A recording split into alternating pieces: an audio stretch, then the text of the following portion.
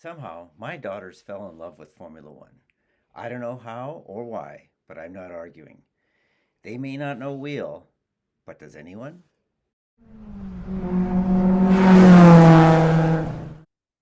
Hi, and welcome to We Don't Know Wheel F1. I'm Anne. And I'm Grace. We're two sisters who fell in love with Formula One, and now you're forced to listen to us talk about it.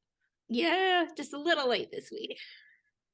A little late. Somehow being together made it harder to be on time with And then getting the between podcast ready. travel and work yeah. So Yeah. it was weird today, like seeing all of the Thursday stuff at the track and the interviews coming out and being like, we haven't even done the podcast for last week. There's already going to be another race before this podcast episode is out. This will come out tomorrow morning, I promise. Perfect. But yeah, Grace and I got to actually hang out together and watch the race together. She was kind enough to show me around Northern California for a few days. So, and got to see me get really heated during a Formula One race. I think that might be the angriest I've ever been during a race. You were so angry. And it wasn't even live. Like, I feel like live would really amp it up, but we watched it late because we went swimming instead of watching the race, that was worth it. But very. Yeah, I was like, this is my nightmare. I understand why you're angry about how Carlos's race went down. I don't think that Ferrari necessarily made a mistake pitting when they did, because everyone pit under the safety car, and Red Bull was just, because their car is so fast, basically able to ignore it, and they probably would have been further ahead if they had pit under the safety car. And I will say, you have a right to be angry about Ferrari not letting Carlos in front at the beginning. Well, yeah, I think either they bad. should have let Carlos go, or they should have let Carlos not pit under that safety car and pit later, because he lost so much time under that. Yes. Yeah. Which I'm guessing in an ideal world, Ferrari, if, like, let's say that the BSC had been thrown 15 seconds earlier, they would have, like, pit one of them that lap and then the other lap. But it would. Yeah. And I feel like DC was talking about that on the broadcast we watched, where they were like, no, the real issue is, why did they wait so long to throw the safety car? Yeah, because it meant that Max and both Ferraris had already passed the pit lane. Yeah. Before. On an upswing, at least Ferrari looks faster. So much faster. Like, between, thank goodness, Ferrari, Mercedes, Aston Martin, Ferrari were clearly the fastest out of those three. Which the one thing that I've heard commentators say recently, and I think is so true, is that if Red Bull wasn't a factor this year, it would be such a good title fight and constructors because it's fight. Really like those three flopping all over. Yeah. Yes, it feels like Ferrari's not in the fight. But pace-wise, they are. Sure. You'd think you spend so much money, you'd get more than pace-wise, but sure. You spend so much money. You definitely have, like, one of the best drivers on the grid in Carlos Sainz. No, in Charles Leclerc. Both of them and are you're just like, really but good. They're both good. Mm-hmm. It seems crazy. Did you send me that video of what's that guy's name? He makes F1 predictions, like bona fide F1 predictions. And he made a conspiracy video where he said he thought once Max won the championship, they would let Yuki come up to Red Bull and Max would go down to AlphaTauri, and then they would see how bad the AlphaTauri really was. Wasn't Daniel somehow involved in it too? I don't know. It was funny though. It was so funny. But I know that's not real, but I was like, I would love to see that, because I'm so interested in what what would Yuki do? But I mean, it is interesting. The more I watch, the more I think I see how much like a car can suit or not suit someone. Mm. And then there are just drivers who are really fast no matter what car they're in. Yeah. But most drivers have like a style they prefer or like are working to get their car. Maybe some drivers are just better at getting the setup right. But I feel like people talk about Kimi Räikkönen like that. Like he could just get in any car and drive, like a true natural born talent. But like most people work at it. It's just like looks easier if you've And he was not the spent your most whole life. dedicated person or the person best at working with the team, but he was just fast. Yeah. Oh. That's why I say like natural born talent. But then Mm. you have other people who it's like I feel like Sebastian Vettel, where it's like he's good at the like team relationship and building the car. Even if that, you know, after Red Bull, he wasn't able to like replicate that.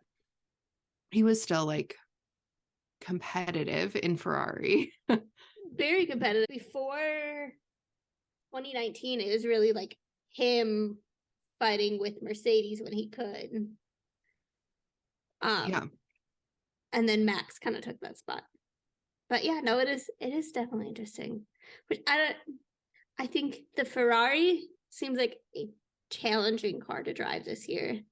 And the McLaren seems like a really challenging car to drive this year. Yeah. And yeah, I was gonna say I think and the AlphaTauri. It's really hard to tell because Lando's only ever been in the McLaren, but he does seem like a very talented driver just in comparison to everyone else who's driven the McLaren with him, except Carlos. I saw an interview with him today where he was talking about the updates in the car, and he said that it like made it faster, but did not make it easier to drive. Yeah. So I think even he would say that it's a difficult car to drive. It hasn't like the McLaren like engineering or like the rest of the team has said like it's only as fast as it is because of the way that Lando is driving it. Yeah. See, we're big Lando fans in this household. No. Yeah, I mean, and so I was mad, but I was also like, okay, well, I like enjoy watching Lando do well. But let's do like qualifying highlights. I don't know that I don't know what my highlights were. Now. I know. Charles Checo, qualified really well. Checo struggled. Yeah. Well, is that true? No, wait. The whole weekend he had the pace. He just during Q2 got all of his lap times deleted for track limits. Yeah, but did you get out there on a single lap and get the fastest lap of Q1? Because Carlos did. This is really turning into both of us just defending our favorite drivers. Yeah, no. That was so impressive. Very. I really feel that Carlos actually does the best when he's in like the worst circumstances. Yeah. When it's like everything is setting up for him, like, no, you have pole, you're going to get crashed into. But when he's like, oh my gosh, how could you guys do this to me? He's like, let me just put it together. Like, I think so. He needs to learn how to tap into that in like, let me be a driver psychologist here, but he needs to learn how to tap into that like energy on a more regular basis. Cause he's always like so calm. And it's like, yeah, he's a totally skilled driver, but when he's like fired up, he's actually quite fast. I feel like there are a lot of drivers who are like that. I mean, like Checo, when he won his first race, he didn't have a drive lined up for the next year. There were 2 races left in the season, and he got crashed into on the first lap and ended up dead last. Yeah. And then he like fought back to win. I remember Danny last year was it Austin? Where he like ran into Yuki and then just killed it the rest of the race. Wait, that wasn't Austin because I think he did quite bad in Austin. He was very disappointed. Mexico, maybe? I think it was Mexico. Okay. But yeah, and then Charles really like pulled it together a bit. I think the biggest upsets were like Checo didn't make it out of Q2. Is that right? George's car had some issues, so he didn't make it out of Q2. That was the sprint qualifying. Oh, see, there's too many things. No. Yeah, because with the sprint qualifying, the Mercedes ended up like right next to each other in the back because Lewis Hamilton qualified on pace 18th, and then George Russell couldn't run Q2 because there was some leak in his issue with his car. Yeah, they had Wait, so was it the sprint that Carlos got first in Q3? Maybe. I don't know. You guys, maybe we should have recorded this earlier. I can look it up if we want. No, let's leave it in. Really Let's be real find. pit stop boys. Call us the pit stop girlies. You said it, not me. Wow, now I'm really okay, but then Carlos got third in the sprint. Yes. And Charles did not do well in the sprint.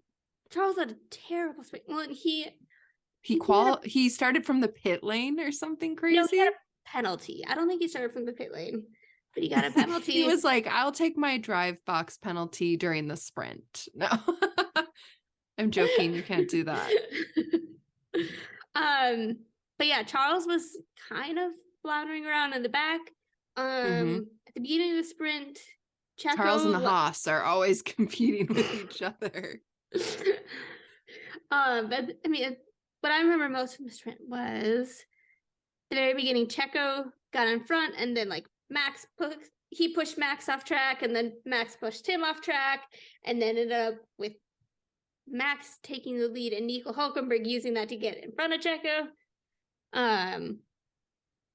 And Sainz was right behind them.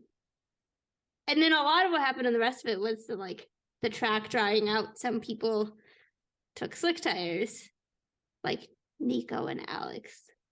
It was a fun race, fun sprint. The sprint was good. The sprint was good. Here's a hot question. What will Nick DeVries do when he loses his seat in Formula One?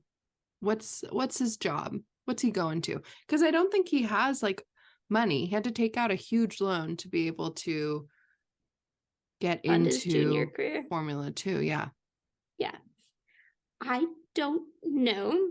I'm guessing that like all the money he's had taken out to get through the like junior categories, he made up as a reserve driver / in Formula E, and he won Formula E. Did you get prize money? So there's all Did of you that. read about that legal, but like where he was getting sued?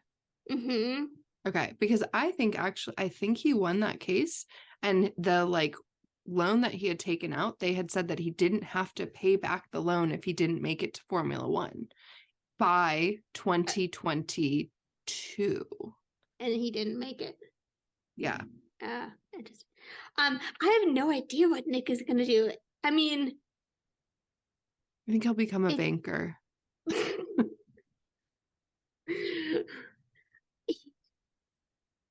I can imagine teams taking him as a reserve again, because he was a like good reserve. Seems to work really well with all the teams. He's a solid, or he was a solid replacement in Williams. Getting a bit old.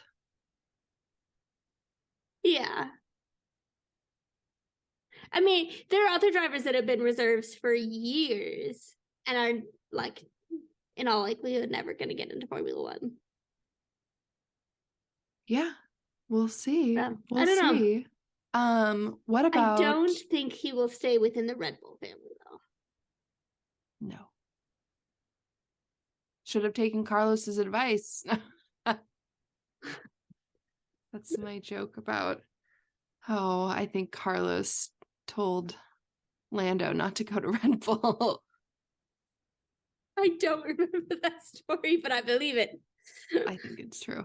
Yeah, the sprint was really exciting.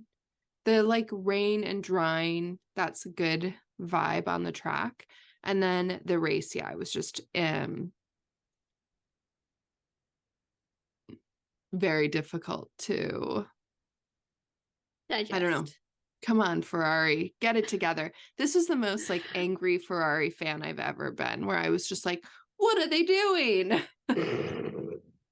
I mean, to be fair, without penalties, they would have ended up Yeah. second and fourth. Should I be beating myself up being like, Carlos should have actually driven on the track? I want to be like losing it enough that I'm like, I actually watched a video of all of turn 9 and 10, and I'm ready to tell you the track limits. But when they show what they show on the broadcast, at least the F1 TV one, I'm like, I don't know. Half the time it looks like they're on, half the time it looks like they're off. I cannot tell. And it completely depends on the angle. And I don't know what angle they're using. Yes. And like, it's crazy. Which I did see an article today saying that supposedly Austria is going to add some like gravel. Oh, I thought they didn't like the gravel because then it's like gets on the track though. No, the gravel's good for keeping the drivers from going out there. Their concern was that the track is used for MotoGP and they would object to it. But apparently MotoGP has been like, sure, fine, go for it. So it might be a fix for next year. This is the worst. I only wish I could have seen that drivers meeting. Right? Well, the truly insane part, in my opinion, was the fact that after the race, 4 hours after the race, they released penalties for 8 drivers.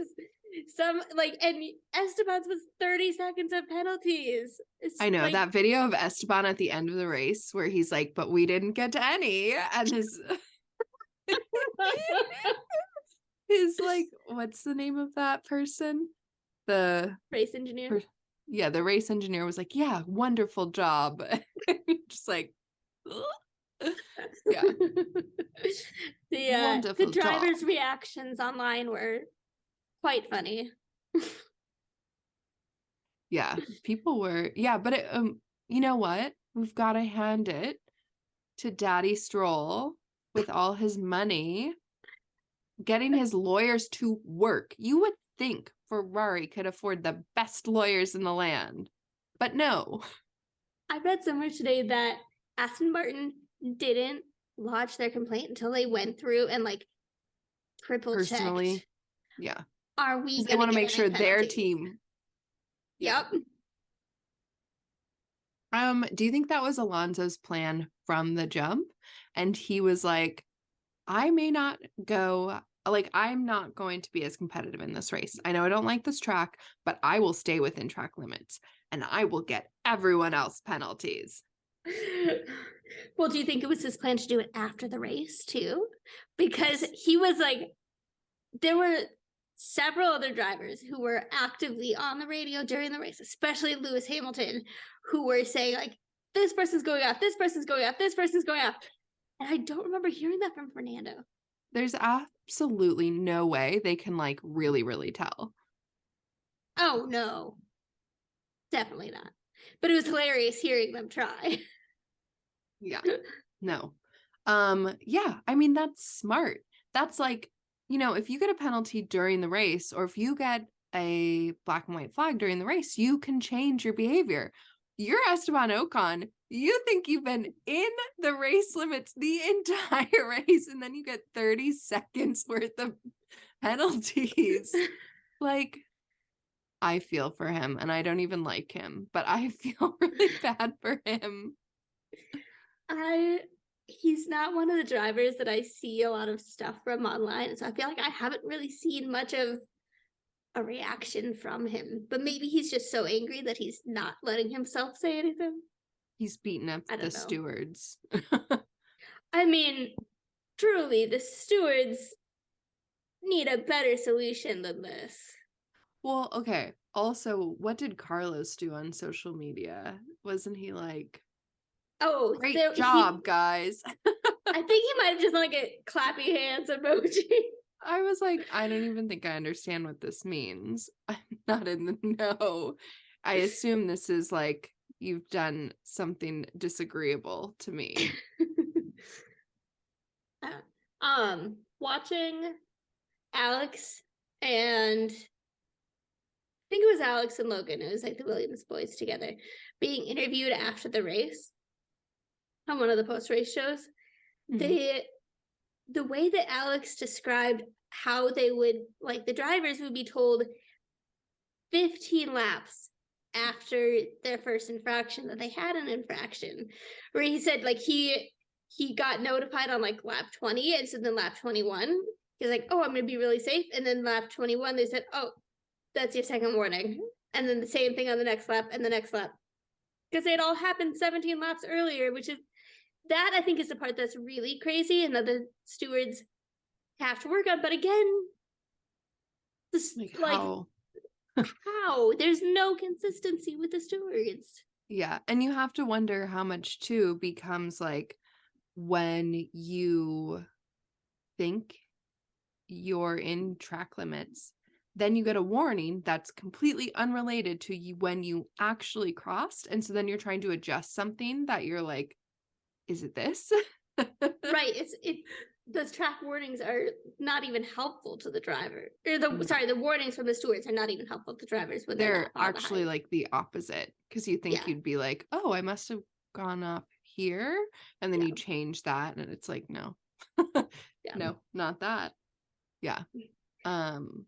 So track limits, I could do without that. I think that's kind of a boring way to win or lose a race.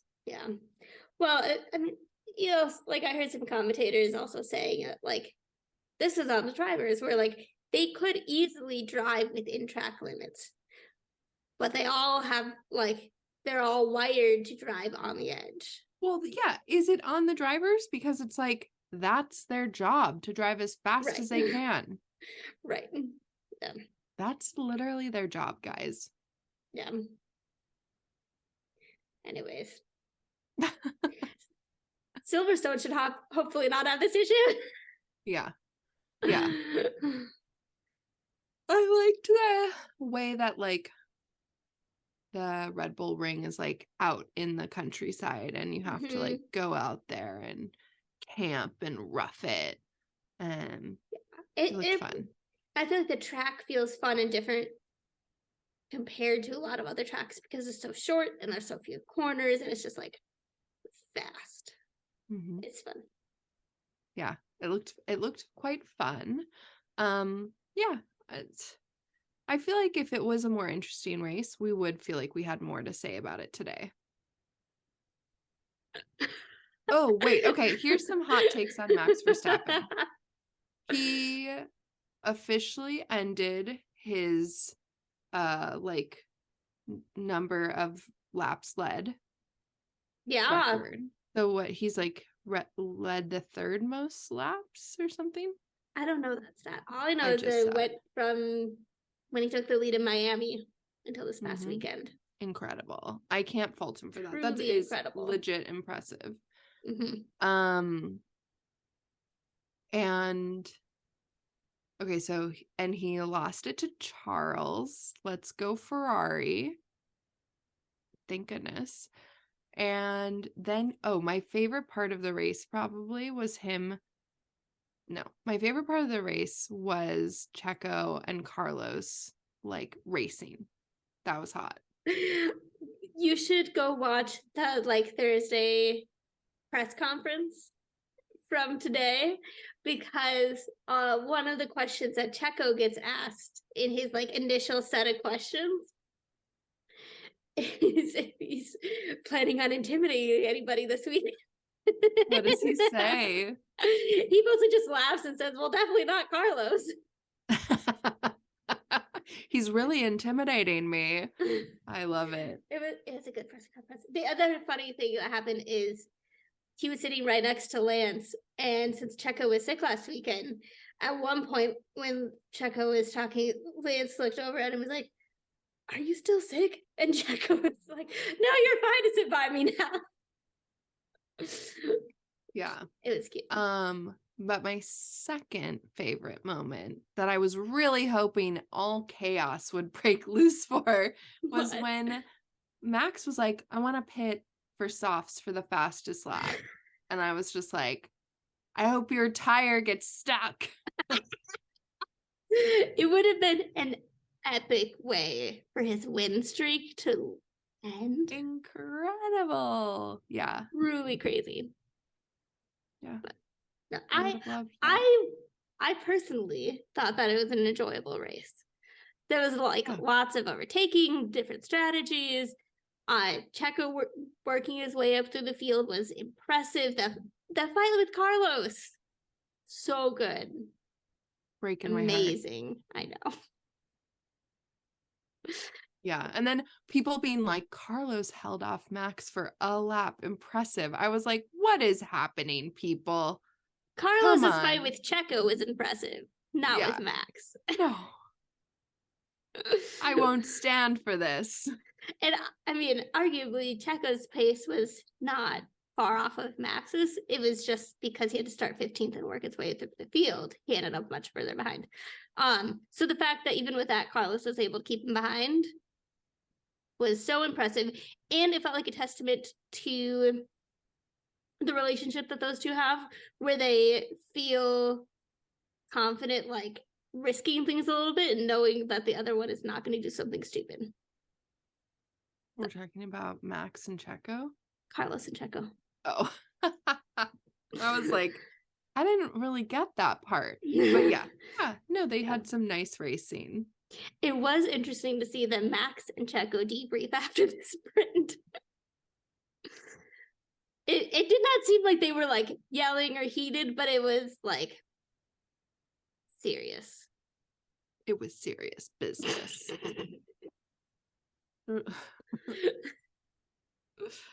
Yeah. I just want to see another team win. Yeah. A race. Yeah. One race. How much could it cost, Michael? $11? I hate to break it to you. I don't think Silverstone is going to be the weekend. Because one of the things that Red Bull is best at is high-speed corners. And that's Silverstone. But maybe Budapest when we're there. Maybe we'll see another Carlos win. Yeah. Or Fernando win. I would love to see a Fernando win. Just someone. Come on, guys. Fernando I guess say it was Budapest would be one of the races where they'd be better at. Yeah. People keep joking around that like second place is what you should consider winning. And that's definitely more interesting. Well, I mean, how many different second place finishers have we had? A few. Checo, Fernando, Lewis, Charles. Yeah. Imagine if we had to have 4 different race winners at this point from 4 different teams. Yeah, like why is it so hard for F1? Like, yeah, I'm sure people were saying the exact same thing in 2016 with Mercedes. Oh, I know for sure, but I am like, come on. I'm living now, Annie. Where do you fall in the debate as to whether there should be rules to try and slow down Red Bull? No, I don't think it's right. I think it's okay if you're like, we will keep changing things up, like when you would do normal regulations, but I don't think it's right to be like, there's a rule that you can't start working on next year's car, or like, you know, and already there's stuff built in to F1 now where it's like, totally. Next year, Red Bull won't have as much time in the wind tunnel. Yeah, 2026 is going to be completely different. Yes. Like, what if Red Bull's engine sucks? Right? It's going to be interesting. Very interesting. But I did what see if it. I'm waiting for like, when will the reliability issues kick in? Like, right? Because it felt like they had some rumblings of reliability issues of like Max's gear shaft broke during qualifying one time, and come on, but let me see your reliability issues, Red Bull. Gotten better. Yeah. Um, Well, there really haven't been that many reliability issues overall in all of the teams this year, I feel like. Like yeah. McLaren, yeah. Blech. But everybody else, I feel like Williams has had a couple of retirements. Well, it also feels like with so many crashes this year, the cars are able to just like keep going with minimal damage. They're building them like Indy cars.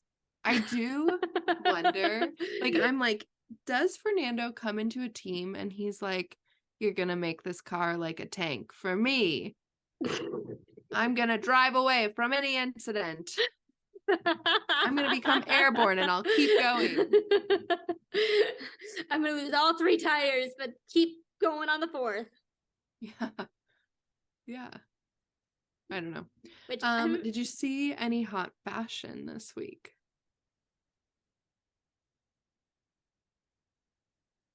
I saw Charles wearing a bucket hat today.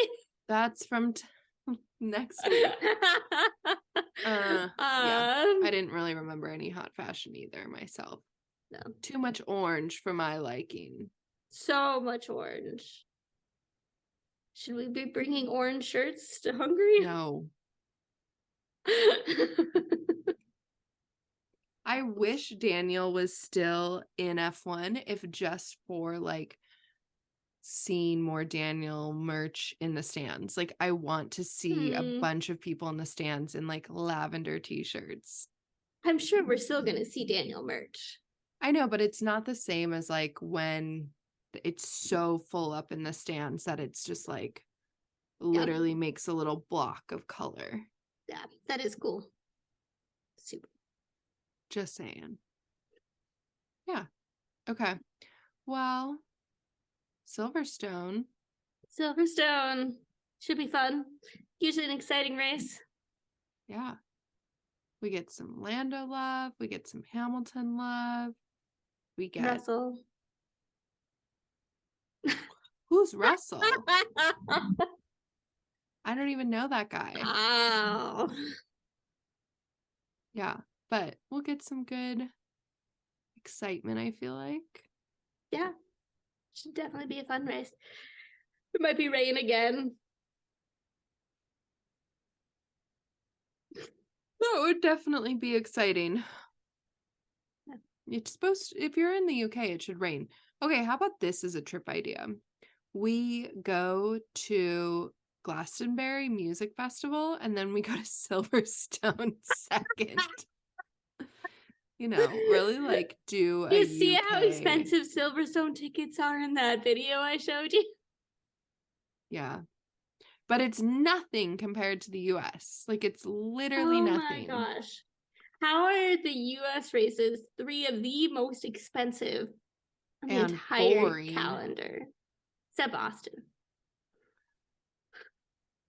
Yeah. But like Las Vegas is literally insane.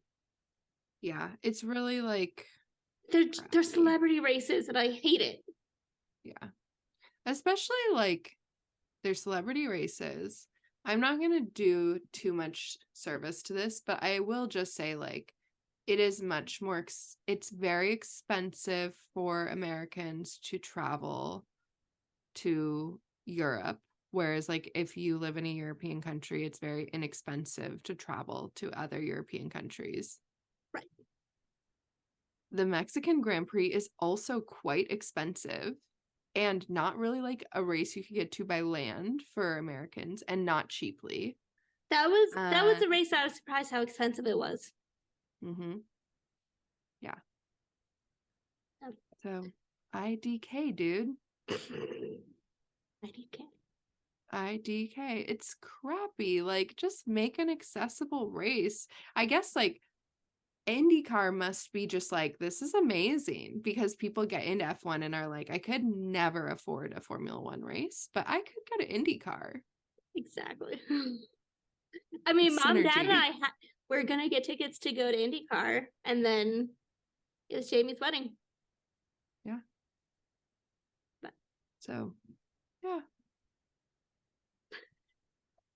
We're both yawning. We should probably call it a night. But yeah. I'm We'll very see you excited for in- Silverstone. In a few days for Silverstone. Yeah. We're going to get this podcast out 4 days from now. Well, thanks for joining us, everybody. Like, subscribe, comment, follow us on social media. Tell us what we got wrong today. Explain to us what happened in the sprint versus qualifying. So we definitely got some stuff wrong today. Okay. Bye, everyone. Bye.